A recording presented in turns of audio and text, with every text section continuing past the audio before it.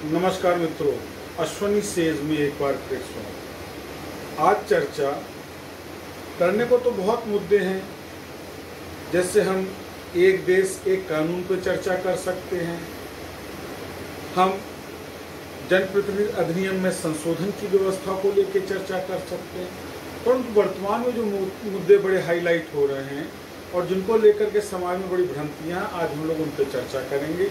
और वो मुद्दा है, चाहे वो कर्नाटक हो या हिमाचल हो या बंगाल, आखिर उन राज्यों में जहां पर भाजपा की शासन नहीं है, जहां पर कांग्रेस या अन्य पार्टियों का शासन है, वहां पर एक हिंदू विरोधी भाव क्यों है?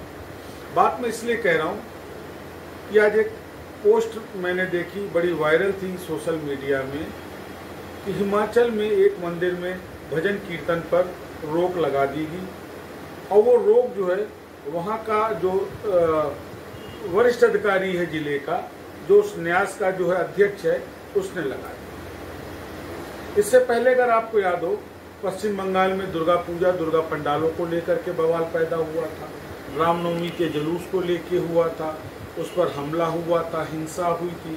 कर्नाटक आरएसएस को बैन कर, अपने संघ को बैन, बजरंग दल को बैन करने जा रहा है। कर्नाटक में मंदिरों में घंटियां नहीं बजेंगी। ये सारी चर्चाएं चल रही हैं। कितना सच है कितना गलत है ये बात का विषय है, पर मूल विषय ये क्यों 80% बहुसंख्यकों को दबाने का ये प्रयास क्यों, 20% अल्पसंख्यकों के लिए इतनी लिबर्टी क्यों, जबकि भारत का संविधान समानता के अधिकार की बात है। जो अधिकार बहुसंख्यकों को प्राप्त है वही अल्पसंख्यकों को प्राप्त है। लेकिन आखिर ऐसा क्यों कि जहां जहां गैर भाजपा शासित राज्य हैं, वहां पर बहुसंख्यकों के साथ ये दुराभाव क्यों? ऐसा दुराभाव तो पाकिस्तान में भी नहीं होता मित्रों। हिंदुस्तान में रह करके सनातन के ऊपर ये प्रहार, वो भी केवल 20% वोट बैंक के लिए क्यों? बड़ा गंभीर और गूढ़ प्रश्न है। इन चुनावों की आवश्यकता नहीं, आवश्यकता इन संशोधनों की।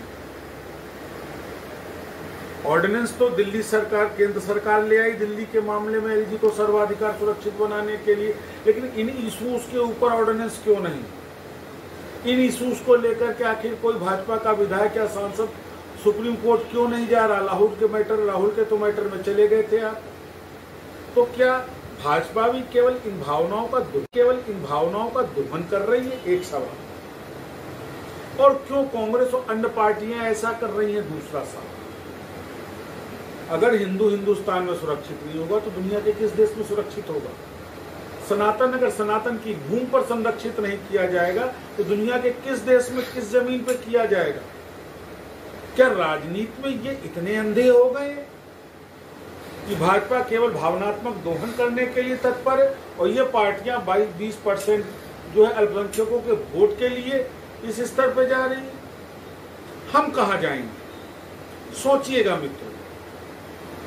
राष्ट्रवादी सरकार है, सनातनवादी सरकार है, हिंदूवादी सरकार हो, हिंदू मारा जा रहा है। राहुल के मैटर पे तो आपका विधायक चला गया था कि साहब सबको मोदी को चोर कह दिया, सजा भी हो गई, सदस्यता भी खत्म हो गई। आखिर हिंदुओं पर ये जो हिंसा हो रही है, इसको लेके आज तक क्यों नहीं सुप्रीम कोर्ट कोई गया?